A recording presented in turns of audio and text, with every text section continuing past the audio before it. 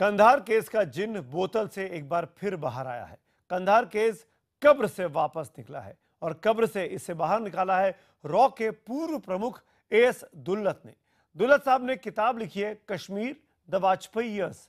इस किताब में उन्होंने 1999 से 2004 के बीच वाजपेयी सरकार के दौरान हुए कई घटनाओं की और घटनाओं के पीछे की जानकारी दी है। किताब में मुशर्रफ के साथ आगरा शिखर वार्ता, गुजरात दंगों पर वाजपेयी की चिंता के अलावा 1999 में हुए कंधार हाईजैक का भी जिक्र किया गया है। दुल्लत ने लिखा है कि कंधार केस से निपटने में वाजपेयी सरकार नाकाम रही थी।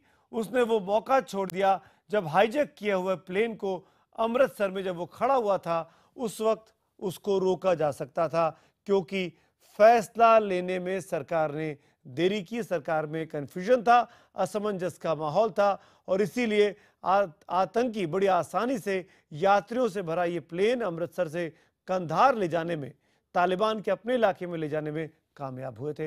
ये रिपोर्ट देखिए और फिर उसके बाद बीजेपी कांग्रेस के आरोप प्रत्यारोप आखिरकार क्या वाजपेयी सरकार के लिए बहुत बड़ा दाग है कंधार केस। पहले रिपोर्ट।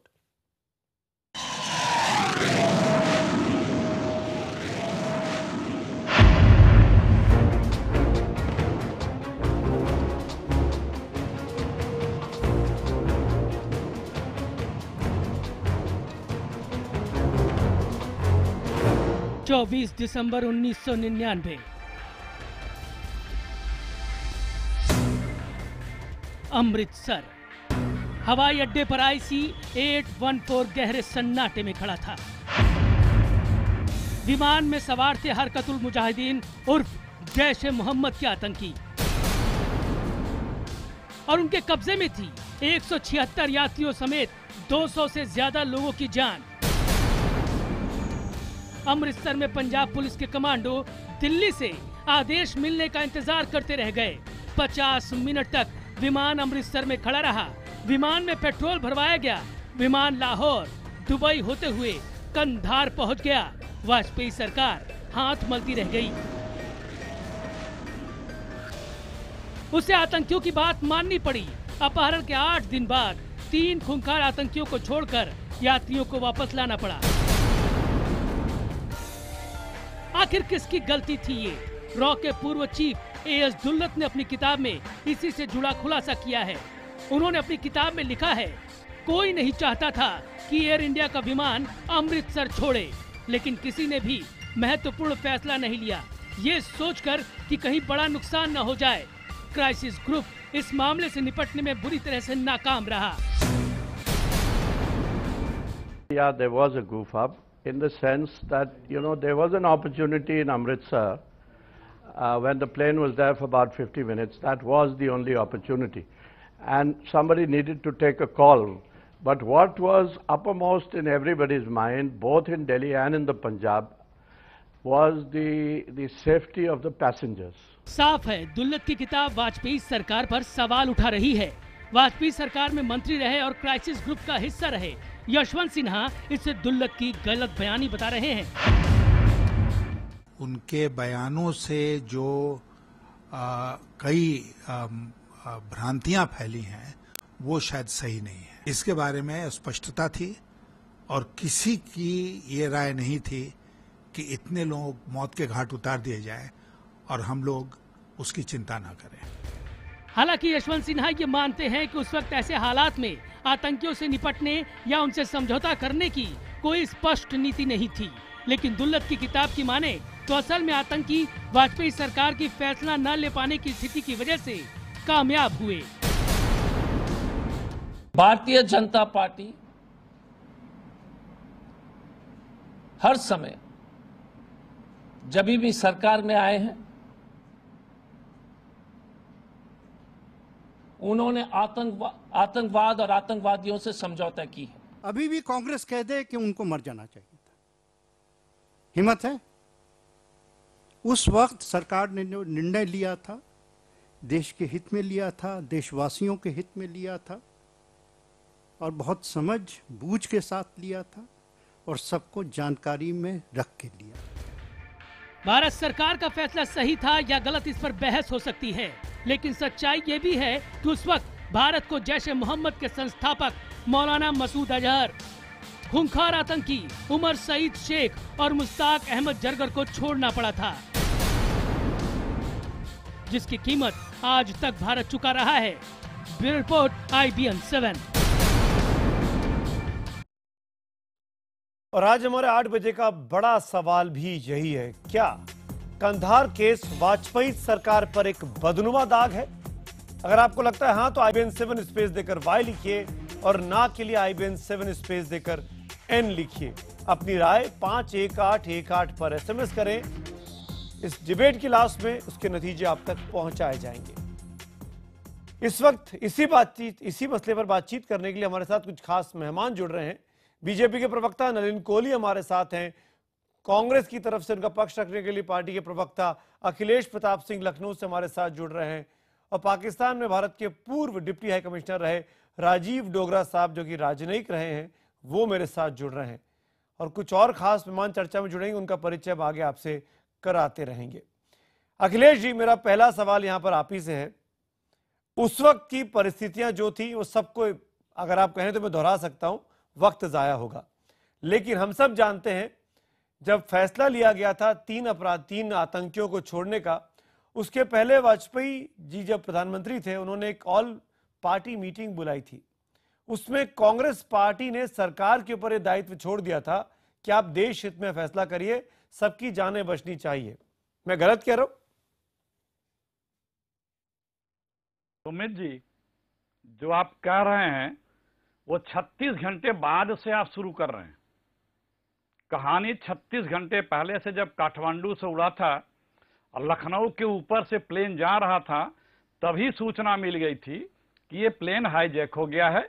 हाईजैकर के पास सिर्फ कुछ चम्मच लोहे के औजार हैं, कोई ऐसे एक्सप्लोसिव नहीं है। उसके बाद वो उतरता है अमृतसर, वहां पे भी इंतजार होता रहा। आप 36 घंटे बाद की कहानी बता रहे हैं, उस कहानी से हमें नहीं एतराज है। एतराज वो है कि सूचना मिलने के बाद अमृतसर में इतने देर रुकने के बाद, ये कंफर्म सूचना होने के बाद कि उन सबों के पास कोई वेपन या एक्सप्लोसिव नहीं है, जहाज को क्यों जाने दिया गया? और जो बयानात आ रहे हैं वो क्या मैं मानूं कि उस समय जहाज जाने को इन लोगों ने इजाजत दे दी थी? जरूर दी थी। मुझे वो सब एक एक घटनाक्रम मिनट का याद है सुमित जी। संभवतः शायद बहुत कम लोगों को याद होगा। बर्थडे की तैयारी चल रही थी उस वक्त जब सूचना गई थी, तो दूसरे दिन बर्थडे थी। पीएमओ में बर्थडे के लिए के भी एक काफी लोग जुटे हुए भी थे। जो हमारे सुरक्षा सलाहकार थे वो भी थे, उनको भी बताया गया था। तो ये मत कहिए कि 36 घंटे की बाद की तो कार्रवाइयों में, भाई सरकार के कार्रवाई नहीं, अखिलेश जी, मैं आपसे आप ही के बारे में सवाल पूछूंगा ना। मेरे साथ नलिन कोहली है, मैं जो सरकार ने नहीं कर पाई या कर पाई वो मैं उनसे पूछूंगा। मैंने आपसे एक सवाल सिंपल सा पूछा, ऑल पार्टी मीटिंग में कांग्रेस पार्टी ने क्या कहा था, और जो मैंने उद्धृत किया क्या वो गलत है? की बात है ये 36 घंटे बाद की बात है सुमित। सही है ना? कांग्रेस पार्टी ने कहा था कि 150 यात्रियों को बचाना है, देश हित में जरूरी करे। हमेशा कहा है। सुनिए जी सुमित जी, मैं और भी उदाहरण देता हूं आपको। पार्लियामेंट पर जब अटैक हुआ था, 1 घंटे के अंदर सोनिया जी ने प्रधानमंत्री से बात की थी, कहा था हम जो भी आप कदम उठाइए हम आपके साथ हैं। देश की बात आती है, कांग्रेस पार्टी साथ में है। लेकिन जो देश के ड्राइविंग सीट पे बैठा है, जब खतरा आएगा तो ब्रेक लगाना है कि क्लच दबाना है कि एक्सीलेटर दबाना है, ये पैसेंजर से पूछेगा। तो इसका मतलब 36 घंटे बाद की कार्रवाई से आप जिक्र कर रहे हैं। 1999 से लेकर 2015 के इन 20 से 15-16 सालों में जब जब कंधार को लेकर आपने बीजेपी की लीडरशिप को कमजोर साबित करने की कोशिश की, कंधार का एग्जाम्पल लेकर, तो आप राजनीति कर रहे थे। आज आपने खुलकर मान लिया है, क्योंकि आप ऑल पार्टी मीटिंग में इस बात के गवाह थे, इस बात की आपने तस्दीक की थी आपकी पार्टी ने कि देश हित में जरूरत पड़े। देश की जब बात है तो हर कोई चाहता है। तो मतलब आप राजनीति कर रहे थे। नलिन कोहली, अब मेरा सवाल आपसे, हम वो जाने क्यों दिया? नलिन कोहली, लखनऊ एयरपोर्ट के ये ऊपर कमी जब प्लेन थी, आया तभी, और ये कमी शायद आप मानेंगे कि वाजपेयी सरकार के पूरे 6 साल के करियर में सबसे बड़ा दाग अगर कुछ है तो वो कंधार का कांड और उसके बाद छोड़े गए वो 3 खूंखार आतंकवादी। दर्जनों दाग हैं, उसमें से एक ये भी है। नलिन कोहली जी बताइए। सबसे बड़ा दाग वाजपेयी सरकार के टेन्योर में कंधार केस का रहा। ये बात आपको माननी पड़ेगी आज, क्योंकि आपके साथ के जो अधिकारी रहे वो खुद मान रहे हैं सरकार में असमंजस का माहौल था, सरकार को पता ही नहीं था कि कैसे टैकल किया जाए। माफ करिएगा सुमित भाई, मैं कुछ और भी जोड़ूंगा। पहले आपका सवाल का जवाब देता हूं कि कंधार की स्थिति आसान तो थी नहीं। आपने भी ऑल पार्टी मीटिंग की बात कही, ये खुशी का तो अवसर था ही नहीं, तो जो खुशी का अवसर नहीं है तो उसके ऊपर सर्टिफिकेट खुशी का तो होगा नहीं, दुख का ही होगा। अब वो आप सबसे ज्यादा कलंक मारेंगे, नहीं मानेंगे। एक निर्णय लिया गया, 200 जानों की चिंता थी, सबकी इच्छा थी कि उनको बचा के लाना है, सबसे बातचीत हुई। अब कांग्रेस राजनीतिकरण कर रही है क्योंकि एक पुस्तक लिखी गई है, तो मैं मानता हूं क्योंकि पुस्तक के ऊपर राजनीतिकरण करके कांग्रेस बहुत संतुष्ट है, तो वो शायद नटवर सिंह जी की पुस्तक पे भी एक चर्चा ला सकते हैं, क्योंकि वो भी तो सोनिया गांधी जी पे है। और दूसरा फिर एक और पुस्तक है संजय बारू का, जिन्होंने पूर्व प्रधानमंत्री डॉक्टर मनमोहन सिंह जी को पुतला तक कहा है, बेसिकली उनको कहा है कि सोनिया गांधी जी के वो पपेट थे। तो ऐसे पुस्तक अगर पसंद करके चर्चा करना चाहेंगे तो मुझे लगता है कांग्रेस पार्टी को बहुत आत्मचिंतन पहले करना पड़ेगा। दूसरी बात है, देश का सबसे काला धब्बा जो कोर्ट से भी है, जनता से भी है, हर रूप से है, वो इमरजेंसी है। कांग्रेस आज गुजरात दंगे को फिर से गिना रही है और कह रही है माफी मांगना चाहिए। कोर्ट से निर्दोष, कोई दाग नहीं है मोदी जी पे, जनता से भी है, हर जगह से मानिए, लेकिन कांग्रेस पार्टी माफी मांगती, इमरजेंसी की माफी मांगी। वो तो भारत के लोकतांत्रिक इतिहास में उससे ज्यादा काला कलंक तो हो ही नहीं सकता है, और अभी 40वां साल उसका मनाया गया है। ठीक है, तो इसीलिए कांग्रेस पार्टी राजनीतिकरण कर रही है, उनका अधिकार है। कंधार पर बात नहीं करेंगे, बाकी सब एक अलग विषय। लास्ट टिप्पणी कि कांग्रेस पास्ट में फंस गई है, और क्यों नहीं फंसे, उनको हर चीज 1947 से लेके लगातार वहीं पर लगता है। तो जो इतिहास के अंदर रहते हैं उनको वर्तमान में जो हो रहा है उससे शायद थोड़ा सा फिर गम लगता है, क्योंकि वर्तमान में देश में बहुत कुछ अच्छा हो रहा है। चलिए, राजीव डोगरा साहब मेरे साथ, सुशांत सरीन भी जुड़ गए हैं, कूटनीतिक मामलों के जानकार हैं, सुरक्षा विशेषज्ञ हैं। राजीव डोगरा जी, लेकिन मेरा सवाल आपसे एक राजनयिक के तौर पर, उस वक्त जो किया गया, क्या उसके अलावा कोई ऑप्शन था? क्या हमारे पास इस तरह के लोग थे जो प्लेन के अंदर घुसकर उन आतंकियों को ओवरपावर करते और सबको छुड़ा लाते? क्या हम इतने इक्विप्ड थे, हमारी इतने हौसले बुलंद थे?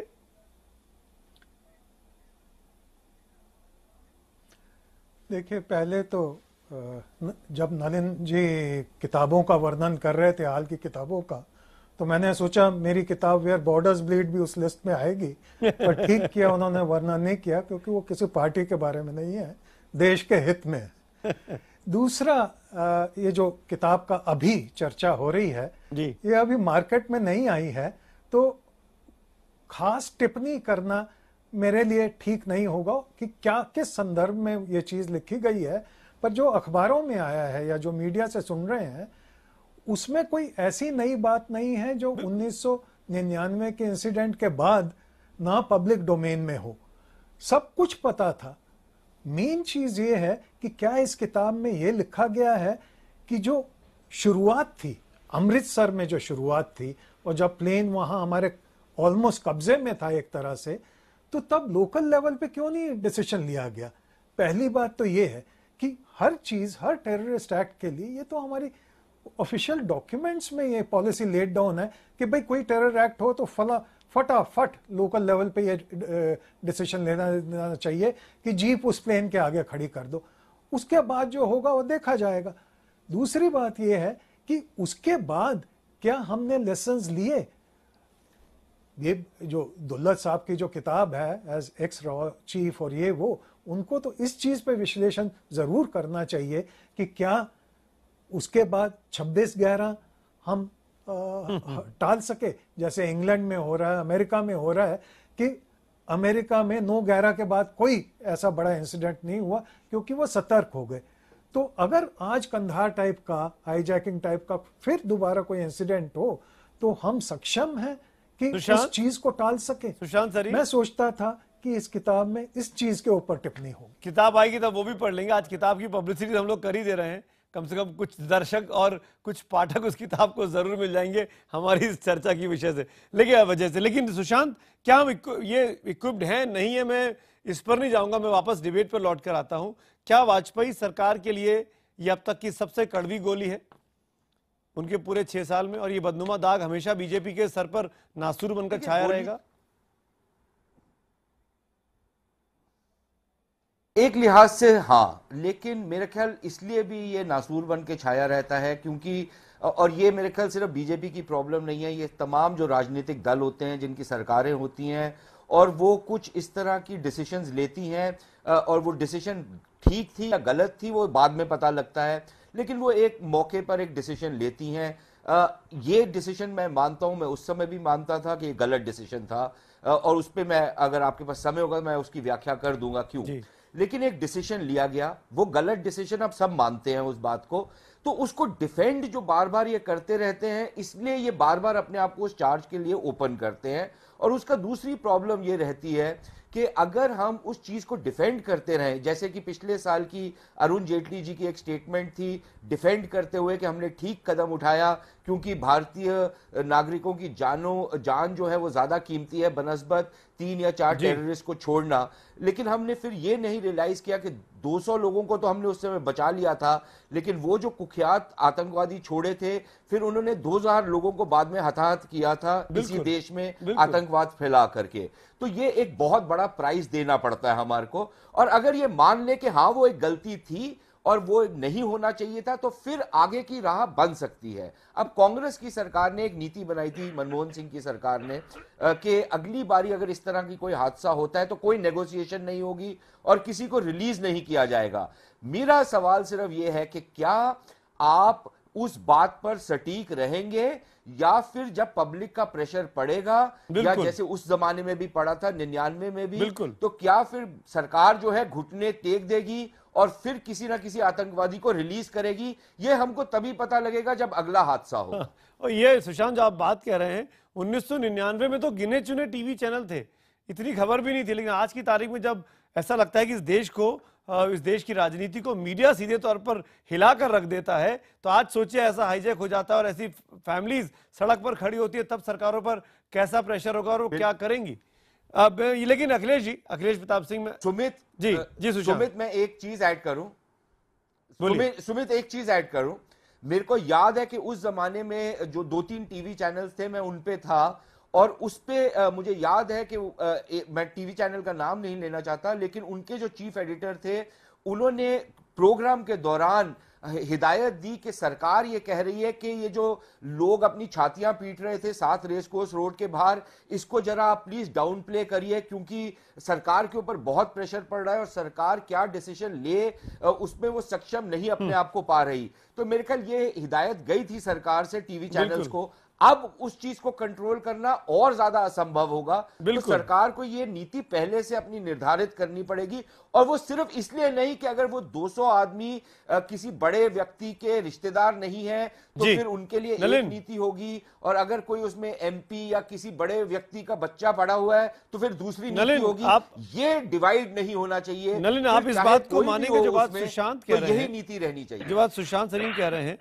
कि मौलाना मसूद अजहर को आपने छोड़ा, खूंखार आतंकी उमर सईद शेख को उस वक्त रिहा किया गया, मुश्ताक अहमद जरगर को छोड़ा गया, और खुद विदेश मंत्री जसवंत सिंह साहब अपने साथ हवाई जहाज में लेके गए और उनको वहां उनके हवाले करके आए। उसके बाद जो नुकसान हुआ, भारत में जो टेररिज्म फैला, आतंकियों के जो हौसले बढ़े, उसकी जिम्मेदारी क्या भारतीय जनता पार्टी लेना चाहेगी अपने सर पर? मैं आपको 2 फैक्ट्स दूंगा। एक तो जो हमारे चिदम्बरम जी ने इसी पर कहा था, वो मैं कोट निकाल रहा हूं, लेकिन उन्होंने कहा बड़ा कठिन निर्णय था, मैं अगर उस समय होता तो मैं भी नहीं कह सकता मैं क्या निर्णय लेता, बेसिकली अपना हाथ धो पाए क्योंकि कठिन निर्णय था। दूसरा मेरा काउंटर सवाल है सुमित, क्या आप कह सकते हैं मीडिया के एक वरिष्ठ पत्रकार होकर चैनल को हेड करते हुए कई ऐसे कि सारे चैनल यही कहेंगे जो सुशांत जी कह रहे हैं कि पूरे देश का मूड यही है कि बिल्कुल यही करना चाहिए, ऐसा ही होना चाहिए, यही पॉलिसी है? देखिए, हर स्थिति अलग होती है, स्थिति के अनुसार करना चाहिए। छोटी सी छोटी बात कई बार बड़ी होती है, बड़ी सी बड़ी बात कई बार बड़ी नहीं होती है। तो इसीलिए मैं ऐसा हाइपोथेटिकल सिचुएशन पे तो बिल्कुल कमेंट करूंगा नहीं। और मैं आपसे भी कहूंगा कि आप अगर इस पे आत्मचिंतन करें तो मुझे लगता है आपको भी इस पर कोई सरल जवाब नहीं मिलेगा। नहीं, सरल जवाब तो नहीं मिलेगा, लेकिन एक लीडरशिप हमारे सामने ऐसी दिखाई जाती है जो मजबूत है, जो कड़े फैसले लेने को तैयार है, और एक पॉलिसी ऐसी है जो तो सुशांत आपने अगर सरीन ऐसा कह कहा, रहे थे। तो मैं एक उदाहरण देता हूं। अगर इस लॉजिक को लेंगे तो पंजाब में टेररिज्म, जम्मू कश्मीर में टेररिज्म, ये तो कहीं भाजपा के जमाने के क्रिएटेड तो है नहीं। उससे पहले पूरे नॉर्थ ईस्ट का टेररिज्म भाजपा के जमाने का अखिलेश जी ने आपने तो अगर मैं टोटल कर दूं कितने लोग जो है अखिलेश आतंकी हमले में मरे और आतंकवादियों के सामने लगे हैं, तो इसका तो कोई रिलीज पॉलिसी से लेना देना है ही नहीं। अखिलेश प्रताप सिंह जवाब दीजिए, आपने हाथ उठाया। मुझे जब दो लोगों की आवाज है तो मुझे सुनाई नहीं देता किस चीज का जवाब आप मांग रहे हैं। जो नलिन कोहली कह रहे थे, अगर आपने उनकी जवाब सवाल सुना हो, उनकी टिप्पणी सुनी हो, तो उस पर मैं आपकी राय मांग रहा हूं कि पंजाब में आतंकवाद कैसे बढ़ा, नॉर्थ ईस्ट में आतंकवाद कैसे बढ़ा। जम्मू कश्मीर मैंने 3 गिनाए थे। जो बढ़ा हम लोगों ने कंट्रोल भी किया, जैसे भी बड़ा कंट्रोल भी किया। देखिए यहाँ प्रश्न आज जो चर्चा हम लोग कर रहे हैं, ये नहीं है कि हमने जान बचाने के लिए यह निर्णय लिया, और निर्णय किस परिस्थिति में लिया। निर्णय लेना बड़ी चीज होती है। वो निर्णय हो सकता है अच्छा भी हो सकता है, बुरा भी हो सकता है, तो निर्णय तो लिया लेना ही नेतृत्व की तो ही तो निर्णय लिया तो था वाजपेयी सरकार। वही मैं कह रहा हूं ना, क्यों जब हमारे कमांडो अमृतसर में मौजूद थे, एयरपोर्ट तक वो पहुंच भी चुके थे, वो चूक हो गई, वो गलती हो गई। नहीं, चूक अरे तो वही तो मेन चीज है। आप जब कंधार पहुंच जाने दिए, पाकिस्तान में जब लैंड हुआ, बस याद दिला दूं, आपने 45 आतंकवादियों को JKLF के हजरत बल श्राइन से एस्कॉर्ट भी किया था, भूलिए मत भाई साहब। एक तरफा नहीं, 45 थे वो, और कितना दहशत उन्होंने फैलाया था, याद है आपको? और भी गिना दे उस टाइम चौहान साहब थे आपके होम मंत्री, और उसके साथ राजेश पायलट जी थे इंटरनल सिक्योरिटी। अभी और बता रहा हूं, सेफ पैसेज कितने बार अटल बिहारी वाजपेयी ने कैमरे पे दिया था, याद होगा आपको जो ये सवाल मुझसे कर रहे हैं। खैर, जब पाकिस्तान में वो प्लेन लैंड किया तो पूरे एयरपोर्ट की बत्तियां बंद कर दी गईं, और जहां तक हमें स्मरण है, आप गलत जगह है अखिलेश जी। आप क्यों राजनीति में, आप तो एकदम सिक्योरिटी एक्सपर्ट हो गए। मुझे सब चीजें याद है, कई सरकारी चल रही है, आपको तो सिक्योरिटी हेड करना चाहिए उन सिक्योरिटी में। पीड़ा हो रही है, खामोश रहे, मैंने आपको डिस्टर्ब किया नहीं, मैंने आपको डिस्टर्ब किया नहीं, आप खामोश रहे, क्योंकि मुझे एक एक घटना याद है, क्योंकि तब आप राजनीति में भी नहीं रहे होंगे जब, और संभवतः मुझे स्मरण जो आ रहा है, राइटर के कैमरामैन ने उस एयरप्लेन की खिड़की से किसी बाहर से आदमी को कुछ देते हुए दिखाया भी था, और 10 मिनट के लिए एयरपोर्ट की लाइटें बंद की गई थी, फिर प्लेन वहां से टेक ऑफ किया था। उसके बाद उस प्लेन में वेपन पहुंचा था, फिर वो दुबई गया, फिर वो कंधार गया। हम अपने भूमि पे अगर कार्रवाई नहीं कर पाए, उसके अनुरूप निगोसिएशन अखिलेश जी नलिन कुछ बोल रहे हैं। गिना रहा है, माननीय अटल जी ने कितने बार सेफ पैसे दिया था। नलिन जी आप कुछ बोल रहे थे, एक ही वाक्य पढ़ रहा हूं मैं। जी नलिन, आपके पहले प्रश्न का जवाब जो था, जो आपने कहा था कि ऐसी पॉलिसी कांग्रेस पार्टी ने बनाई थी कि वापस कभी ऐसा समझौता नहीं होगा, तो क्या चिदम्बरम जी ने, पूर्व वित्त मंत्री और पूर्व गृह मंत्री ने कहा, I do not know how I would have reacted if 150 families came to my doorstep and pleaded, and उसी की बात करें कंधार पे ही साहब, आपने नहीं ये बार-बार अखिलेश जी आपको कंधार के पहले की बात कर रहे हैं। It is easy to criticize if someone in that position, it is a very difficult decision। अगला वाक्य सुनिए, मेरे पास भी है, if I would have been, no negotiation with terrorists is a wholesome principle, but I agree it's an oversimplification। Sushant Sarin, not sure, I don't know if it can be applied। Sushant Sarin, एक comment आप करूंगा, आपने हाथ उठाया था सुशांत जी। नलिन एक मिनट, मेरे पास वक्त की कमी है, आप ही के वरिष्ठ नेता है सुशांत। सुमित देखिए, मेरा तो सिंपल सा एक सवाल है कि आतंकवाद से लड़ने के लिए हम क्या कीमत देने को तैयार हैं, और सिर्फ सिक्योरिटी फोर्सेस की जानों की मैं नहीं बात कर रहा, मेरे और आपके परिवार और जितने राजनेता भी आपके प्रोग्राम में हैं, ये बड़क तो बहुत लगाएंगे, लेकिन इनमें से कितने उस समय जब अगर इनका कोई रिश्तेदार उस प्लेन में हो तो ये एडवोकेट करेंगे कि कमांडो एक्शन हो। अब उस समय जो पुलिस कमांडोज थे पंजाब पुलिस के, शायद अगर अखिलेश जी की बात ठीक है कि हथियार बाद में आए, ये अभी तक किसी को पता नहीं है, लेकिन अगर इनकी बात ठीक भी है, ये डर सरकार को ये होगा कि अगर वो कमांडो एक्शन गलत हो जाता है और 15, 20, 30 आदमी उस फायरिंग में मारे जाते हैं सिविलियंस, तो क्या सरकार वो प्राइस देने को तैयार थी या नहीं थी? ये सवाल आपको बार बार आपके सामने आएगा और किसी ना किसी सरकार को इसको आंसर करना पड़ेगा। दूसरी मेरा जो पॉइंट वो ये है कि अगर सरकार, तो ये मैं पॉइंट आपको कर दूं, अगर वो जो सरकार है, अगर वो जो एक चीज मैं और अर्ज करूं कि देखिए, अगर सरकार एक दृढ़ निश्चय करती तो हमको ये मालूम हो चुका था कि वो आतंकवादी कहां से थे, उनका किसके साथ लिंकेज था, उसमें पाकिस्तान और आईएसआई का क्या रोल था। क्या ये संभव था उनके लिए कि कंधार में अगर आप डील रिफ्यूज कर देते तो वो 160 लोगों को मार सकते थे? क्या मैं नहीं मानता वो मार सकते थे, लेकिन क्योंकि सरकार ने फिर ये बेहतर समझा कि 3 लोगों को छोड़ के 200 लोगों को रिलीज करवाया जाए, सुशांत मुझे वाइंड अप करना पड़ेगा, उसका हमारे को खामियाजा भरना पड़ा, एक पॉलिटिकल भी और एक टेररिस्ट में भी। अखिलेश जी 5 सेकंड, सिर्फ 5 सेकंड। सुमित जी, हाँ सुमित जी, जब प्लेन से यात्री हिंदुस्तान आ गए थे उसके बाद इस बात का कंफर्मेशन भी हो गई थी कि अमृतसर तक प्लेन में उन सबों के पास सिर्फ प्लेन में नाश्ते के साथ दिए जाने वाले इतिहास में जाना है तो इमरजेंसी की सारी डिटेल सुना दो। कोई वेपन नहीं था, ये पायलट। मैंने यही जानने के लिए आप लोगों से बात की। माफी चाहता हूँ नलिन जी, अखिलेश जी, राजीव जी और सुशांत जी, वक्त की कमी है, मुझे इस ब्रेक को इस डिबेट को यहाँ वाइंड अप करना पड़ेगा, समाप्त करना पड़ेगा, क्योंकि इसके बाद डिबेट नंबर 2 की तरफ आगे बढ़ना है। हमारा सवाल भी आज का यही था कि क्या कंधार केस वाजपेयी सरकार के ऊपर एक बदनुमा दाग है? इसके जवाब में हमें हजारों की संख्या में जवाब मिले हैं। 35% लोगों ने हाँ में जवाब दिया है और 65% लोगों ने ना में जवाब दिया है। यानी ज्यादातर लोग कहते हैं कि बदनुमा दाग नहीं है, उसको इस तरीके से नहीं देखना चाहिए।